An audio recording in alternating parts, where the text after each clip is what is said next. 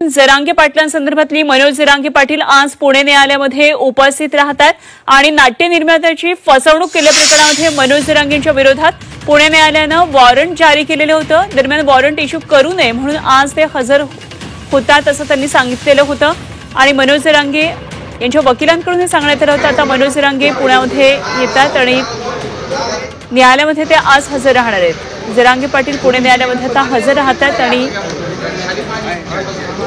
त्या संदर्भातली महत्त्वाची बातमी आपण पाहतोय।